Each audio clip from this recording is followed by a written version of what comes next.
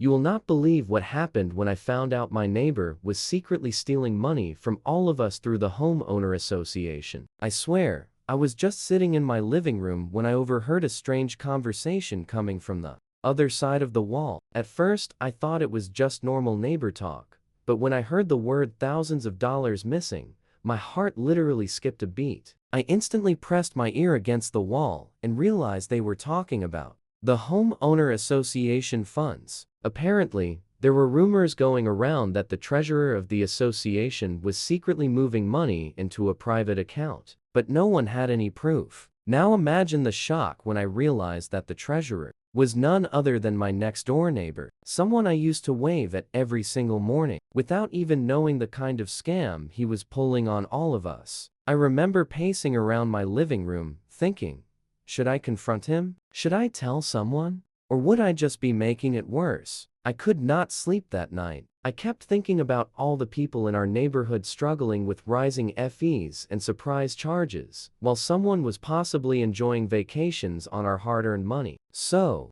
the next morning, I made a bold decision. I would find out the full truth and expose whatever was going on. But I knew I could not just barge into it blindly. I needed evidence, real proof. And that is when I remembered there were secret storage rooms in the homeowner association building. I had seen them once during a community event. They were always locked and off limits. No one ever questioned them. But now it all started to make sense. What if that was where the documents, or even the stolen cash, was hidden? Without wasting time, I grabbed my camera notebook and decided to do some old-school detective work. And trust me, what I found inside those rooms still haunts me till this day. I sneaked into the homeowner association building late at night when no one was around. My hands were shaking and my heart was racing like crazy. I had no idea what I would find, but I knew I could not turn back now. I slipped through the back entrance, which I knew would be unlocked thanks to the careless security during night shifts. Every step I took echoed through the empty hallways as I made my way to the storage rooms. When I finally reached the door,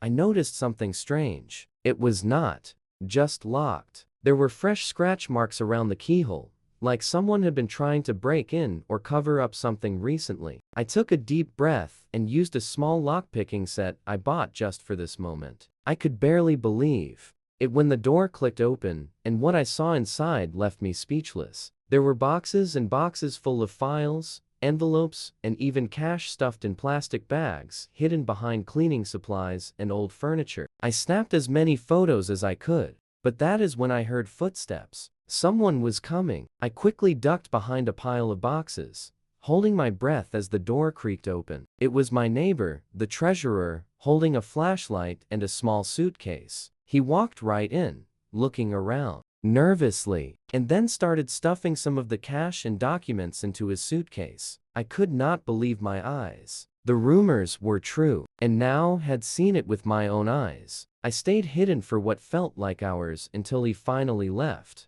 taking the suitcase with him. I did not sleep that night. I was terrified, but also determined. Now I had proof. But how could I safely expose him without putting myself in danger? I knew this was bigger than just missing money. This was about trust, betrayal, and risking everything to reveal the truth. The next morning, I knew I had no choice but to act fast. I gathered all the photos I took and started connecting the dots. Every receipt, every document, every hidden stash of cash pointed directly to my neighbor. But I also knew if I went public without a solid plan, it could backfire badly, so I decided to visit one of the oldest residents in the neighborhood, who had been part of the homeowner association for years. He was shocked when I showed him the photos and whispered that he always suspected something was off, but never had proof. Together, we decided to quietly inform a few trusted members and organize a surprise inspection of the homeowner association building. Within days, we called for a special emergency meeting under